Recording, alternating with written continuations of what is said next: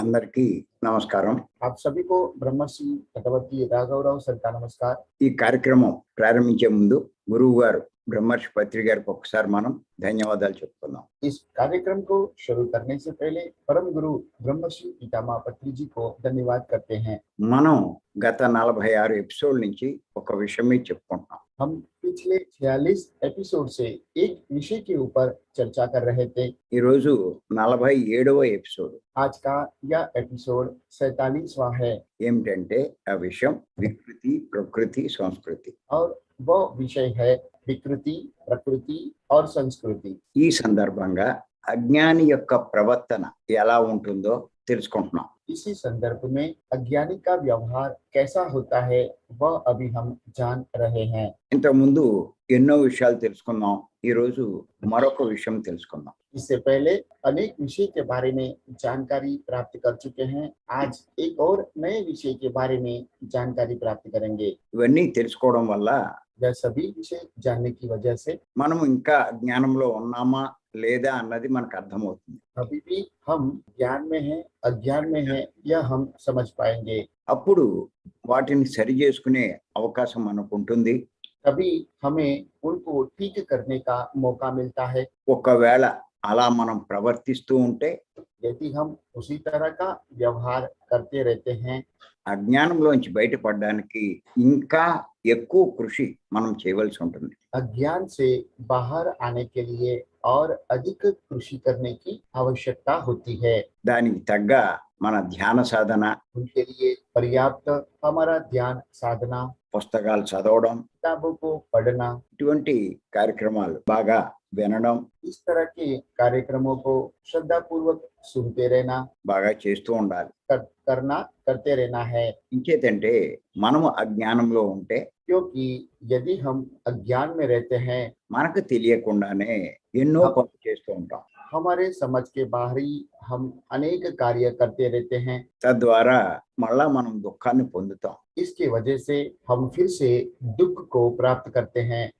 చేత మరి మనకిది చాలా ఉపయోగపడుతుంది. इसीलिए हमें यह बहुत ही उपयोगी है। అంచేత ఈ రోజు మరొక విషయం తెలుసుకుందాం. इसीलिए आज हम एक और विषय के बारे में जानकारी प्राप्त करेंगे। రాసుకోండి చెప్తాను. अभी आगे का सभी विषय आपको श्रद्धा पूर्वक नोट करना है। కనబడని జీవితం ఉందని दिखाई नहीं देता ऐसा जीवन है చనిపోయిన వారికి जिनकी मृत्यु हुई है, కర్మకాండలు చేస్తూ ఉంటారు, कर्मकांड करते रहते हैं, తద్దినాలు శ్రాద్ధాలు పెడుతూ ఉంటారు.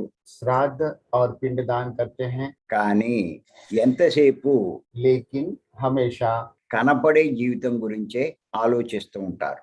दिखाई देने वाला जीवन के लिए ही सोचते रहते हैं, దానికే ప్రాముఖ్యం ఇస్తారు. उसी को प्रामुख्यता देते हैं।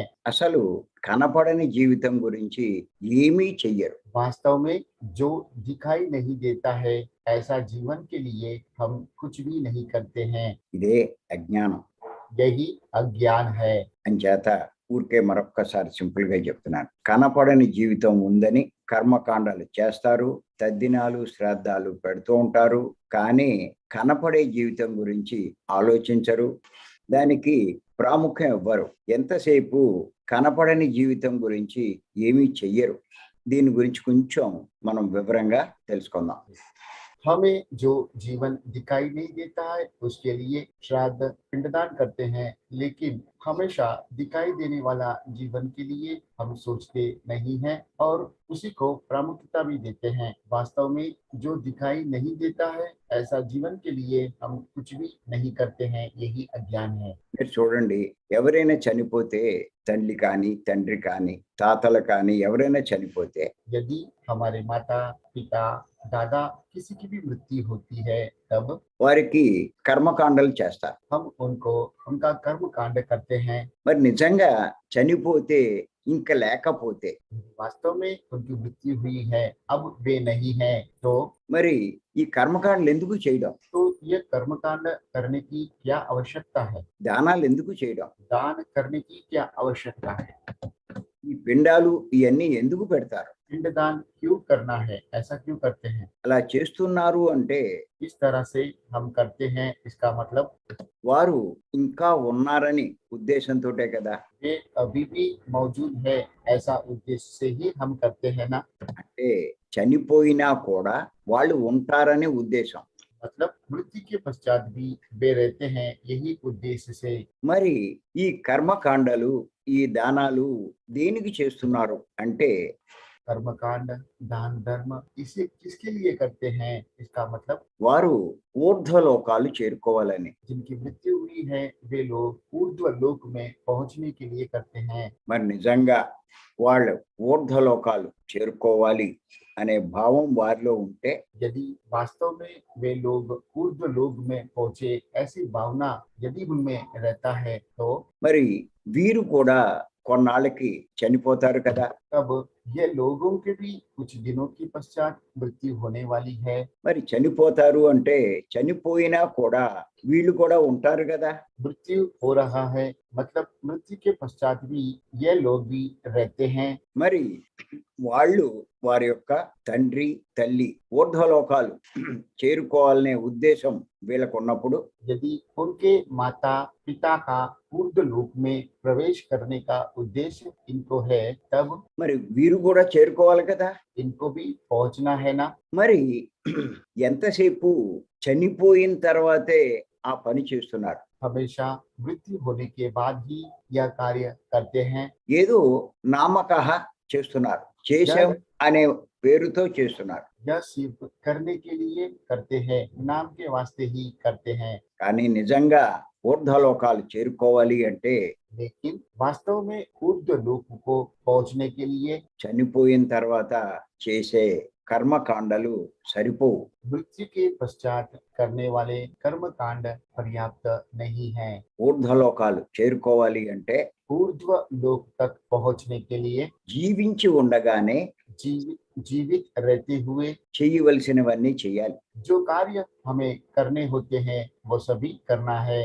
దానికి ముందు వీరు ఏమి తెలుసుకోవాలి అంటే इसके लिए पहले हमें यह जानना जरूरी है, చనిపోయినా నేను ఉంటాను, मृत्यु के बाद भी मैं रहने वाला हूँ, నాకు చావు లేదు. मेरी मृत्यु नहीं है।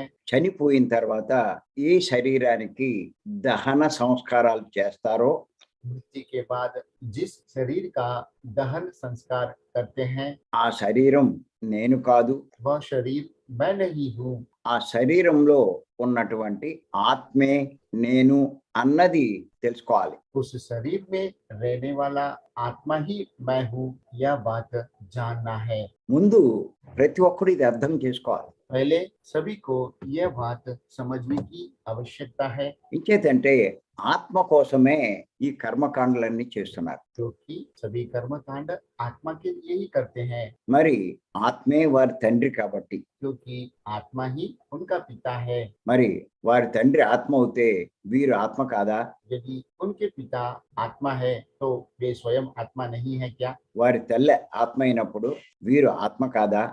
उनकी माता यदि आत्मा है तो ये स्वयं आत्मा नहीं है क्या? అంచేత తాము ఆత్మలే అని అర్థం చేసుకోవాలి. इस तरह से वे स्वयं भी आत्मा ही है, यह बात को समझना है। వారి తల్లిదండ్రులు ఊర్ధ్వలోకాలకు చేరుకోవడం కాదు, उनके माता पिता का ऊर्ध्व लोक पहुंचने के लिए नहीं, వారు కూడా చేరుకోవాలి. उनको भी पहुंचना है। ఇంచేతంటే ఎవరైనా సరే क्योंकि चाहे कोई भी हो, చనిపోయిన తర్వాత ఇంకా మనము ఉంటాము అని తెలుసుకున్నప్పుడు मृत्यु के बाद फिर भी हम रहते हैं, यह बात जब हम जान लेते हैं, ఖచ్చితంగా అసలు చనిపోయిన తర్వాత ఏం జరుగుతుందో తెలుసుకోవాలి. निश्चित रूप से मृत्यु के बाद क्या होता है वह जानना है। అసలు ఈ విషయం ఎవరు ఆలోచించట్లా, इस विषय के बारे में कोई भी नहीं सोचते हैं, ఏమీ తెలుసుకునే ప్రయత్నం చేయట్లేదు. कुछ भी जानने का प्रयत्न नहीं कर रहे हैं। ఎంతసేపు కొత్త కొత్త వాటిని అయ్యో కనిపెడుతున్నారు, हमेशा नई नई चीजों को शोध कर रहे हैं, రీసెర్చ్లు చేస్తున్నారు, रिसर्च कर रहे हैं, ఎన్నో ప్రయోగాలు చేస్తున్నారు. अनेक प्रयोग कर रहे हैं, మరి ఈ విషయం గురించి ఎందుకు ఆలోచించరు? तो इस विषय के बारे में क्यों नहीं सोच रहे हैं? మానవుడు తాను ఎంతో మేధావని చెప్పుకుంటాడు. मनुष्य वे बहुत ही अद्भुत महान व्यक्ति है ऐसा बताते हैं। ప్రపంచాన్ని నాశనం చేసే ఎన్నో రకాల ఆయుధాలు కనిపెడుతున్నాడు. दुनिया को बर्बाद करने वाले अनेक शस्त्रों को प्रयोग कर चुके हैं, కనిపెడుతున్నాడు. बना रहे हैं।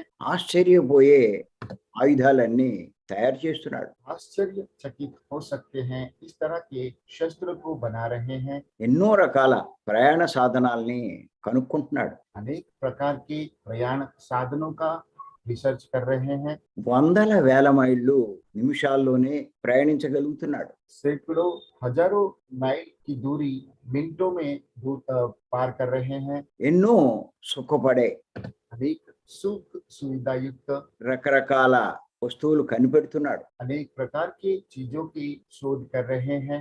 మరి ఇన్ని చేస్తున్నాడే, यह सब कर रहे हैं, तब చనిపోయిన తర్వాత ఉండే ఆత్మ గురించి ఎందుకు ఏమీ చెయ్యడు? मरने के बाद में रहने वाली आत्मा के लिए क्यों नहीं कर रहे हैं? ఎందుకు ఆలోచించడు? क्यों सोचते नहीं हैं? ఎంతసేపు కంటికి కనిపించే దాని గురించే ఆలోచిస్తున్నాడు. हमेशा आंखों को दिखाई देने वाली चीजों के बारे में ही सोच रहे हैं। కంటికి కనిపించని ఆత్మ గురించి ఆలోచించట్ల. आंख को दिखाई नहीं देता है, इस तरह की चीजों के बारे में नहीं सोचते हैं। మరి ఈ కంటికి కనిపించే దేహం వాడు కాదు, जो दिखाई देता है वह शरीर वे स्वयं नहीं है।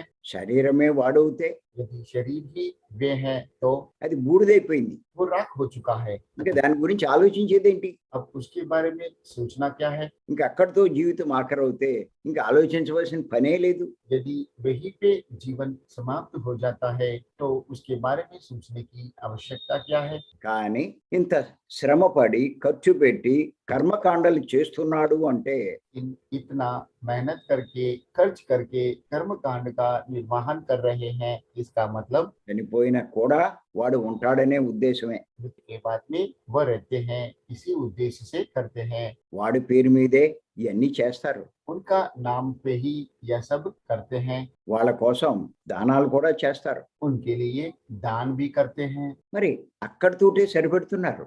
वहीं पे वे रुक जाते हैं। అంతేనా వాళ్ళు చేయవలసింది? उनको खाली इतना ही करना होता है। అంటే వాళ్ళు ఏమంటారంటే మరి అంతకన్నా ఇంకేం చెయ్యాలి అంటారు. तब वे लोग ये कहते हैं, इससे ज्यादा हम क्या कर पाएंगे? అసలు ఇవన్నీ ఎందుకు చేస్తున్నారు वास्तव में ये सब क्यों कर रहे हैं? అని అడిగితే ఏమంటారంటే यदि ऐसा पूछते हैं तो जवाब देते हैं, అది పూర్వకాలంలో పెద్దలు చెప్పారు అందుకే మేము చేస్తున్నాము అంటారు. यह सब पूर्व काल से हमारे बुजुर्गों ने हमें बताया है, इसलिए हम कर रहे हैं। ఆచారంగా అందరూ చేస్తున్నారు అందుకే మేము చేస్తున్నాము అంటారు. आचार के रूप से सभी लोग कर रहे हैं, इसलिए हम भी करते हैं। ఆ పెద్దలు పండితులు చేయమని చెప్తున్నారు అందుకే మేము చేస్తున్నాము అంటారు. पंडित बुजुर्ग सभी लोग हमें कहते हैं, इसलिए हम कर रहे हैं। అంతేకాని ఎందుకు చేస్తున్నామో అన్న ఆలోచన కూడా వారికి లేదు. इतना ही है, लेकिन हम क्यों कर रहे हैं ऐसा सोच भी उनके पास नहीं होता है। ఈ కార్యక్రమం ఈ కర్మకాండలు ఆ పూర్వకాలపు పెద్దలు ఎందుకు ప్రవేశపెట్టారంటే इस तरह के कर्म कांड का कार्यक्रम बुजुर्गों ने इसलिए प्रस्तावित किया है, మనమంతా అర్థం చేసుకోవడానికి. हम सभी को यह बात समझने के लिए। నాయన చనిపోయినా ఇంకా నువ్వు ఉంటావు, हे बंदे, मरने के बाद में भी आप अभी भी रहोगे, ఈ విషయం తెలుసుకో.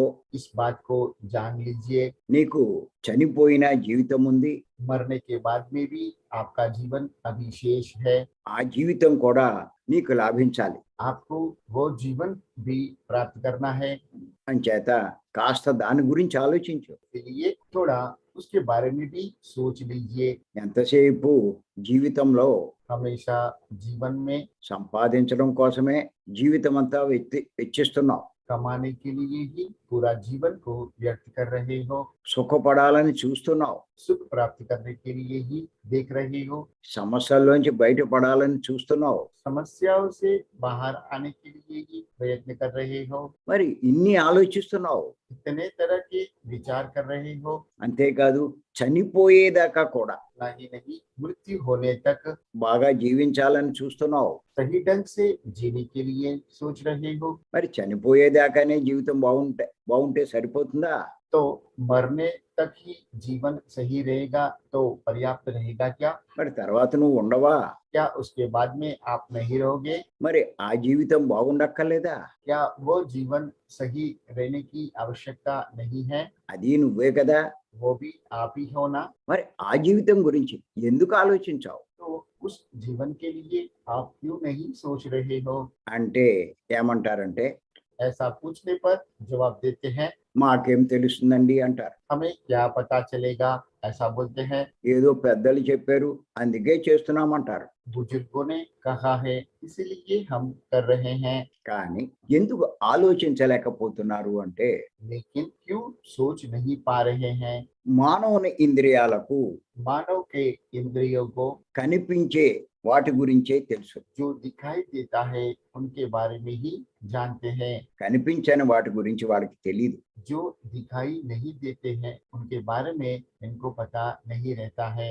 అంచేత ఎంతసేపు కనిపించే వాటి గురించి ఆలోచిస్తారు. इसलिए हमेशा जो दिखाई देता है उनके बारे में ही सोचते हैं। కానీ लेकिन యోగులకు योगियों को కనిపించని వాటి గురించి కూడా తెలుసుకోగల అవకాశం ఉంది. जो नहीं दिखाई देता है उसके बारे में भी जानने की संभावना है।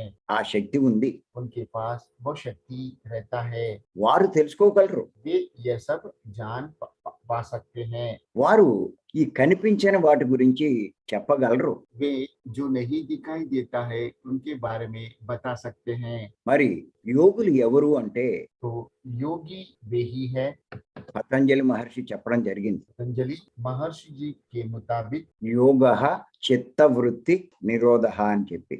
योग चित्त वृत्ति निरोधः ऐसे बताया है। అంటే ఎవరైతే చిత్తవృత్తుల్ని నిరోధించుకోగలుగుతారో వాడే యోగి. मतलब जो लोग चित्त वृत्तियों को स्थगित करता है वही योगी है। చిత్తము అంటే మనసు, चित्त का मतलब मन, వృత్తులు అంటే ఆలోచనలు, वृत्तु मीन्स सोच, నిరోధము అంటే లేకుండా చేసుకోవడం. निरोधम मतलब स्थगित करना।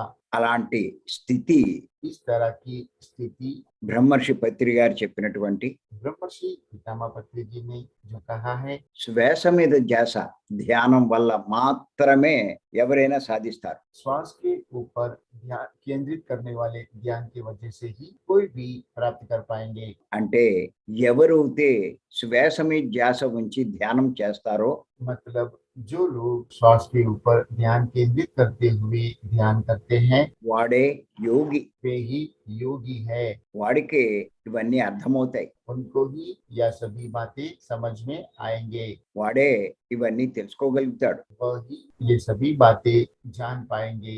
కంటికి కనిపించని వాటి గురించి కూడా వాడు ఆలోచించగలుగుతాడు. जो नहीं दिखाई देता है उसके बारे में भी वे सोच सकते हैं, తెలుసుకోవడమే కాదు ఆ రకంగా ఆచరించగలుగుతాడు. उनके बारे में जानना ही नहीं उसके अनुकूल आचरण भी करते हैं। మరి నిజంగా ఆ రకంగా జీవిస్తూ वास्तव में उसी तरह से जीवन जीते हुए చనిపోయిన తర్వాత ఉండే జీవితం గురించి కూడా ఎన్నో చేసుకుంటాడు. मरने के बाद जो जीवन रहता है उसके बारे में अनेक कार्य करते हैं ఆ చనిపోయిన తర్వాత ఆ ఊర్ధ్వలోకాలకి చేరుకుంటాడు.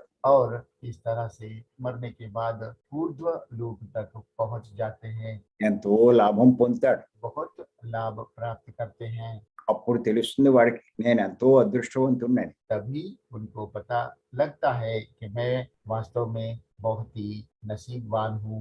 మనం అందరం కూడా ఆ పనే చేస్తున్నాం. हम सभी भी वही कार्य कर रहे हैं। నిజంగా మనమంతా ఎంతో అదృష్టవంతులం. वास्तव में हम सभी नसीबदार हैं। మనం ఎంతసేపు కనిపించే శరీరం గురించే కాదు, हम हमेशा दिखाई देने वाला शरीर के बारे में ही नहीं కనిపించిన ఆత్మ గురించి కూడా మనం ఎంతో కృషి చేస్తున్నాం. दिखाई नहीं देने वाली आत्मा के बारे में भी हम बहुत खुशी कर रहे हैं। కనిపించే ఈ జీవితమే కాదు, जो जीवन दिखाई दे रहा है वही नहीं, కనిపించని జీవితం గురించి కూడా మనం ఎన్నో చేసుకుంటున్నాం. दिखाई नहीं देने वाला जीवन के लिए भी हम बहुत कुछ कर रहे हैं। ఆ రకంగా జీవించేవాడే జ్ఞాని. उस तरह से जो जीवन जीता है वही ज्ञानी है। అలా జీవించకపోతే వాడు అజ్ఞానే. यदि इस तरह से नहीं जी सकता है तो वो अज्ञानी है। వాడు సృష్టి విరుద్ధమైన ఎన్నో పనులు చేస్తాడు. वे सृष्टि विरुद्ध अनेक कार्य करते हैं జీవితంలో దుఃఖాన్ని అనుభవిస్తాడు. और जीवन में दुख को अनुभव। అంచేత మనమంతా నిజంగా చాలా అదృష్టవంతులం. इसीलिए वास्तव में हम सब बहुत ही सौभाग्यवान है। అంచేత మనం ఈ ధ్యానాన్ని ఇంకా బాగా చేసి इसलिए हम इस ध्यान को और अधिक करते हुए ఈ జీవితం గురించే కాకుండా కనపడని జీవితం గురించి కూడా ఎన్నో లాభాలు పొందుదాం. इस जीवन के अलावा जो नहीं दिखाई देता है उस जीवन के लिए अनेक लाभ को प्राप्त करने की कोशिश करेंगे। చేత శ్వాస మీద ధ్యాస ఉంచుదాం. श्वास के ऊपर ध्यान केंद्रित करेंगे। మరి ఈ అవకాశం ఇచ్చి మీ అందరికీ నేను మరొక్కసారి ధన్యవాదాలు చెప్తున్నాను. तो यह अवकाश देने के लिए आप सभी को फिर से एक बार धन्यवाद दे रहे हैं। Thank you. Thank you.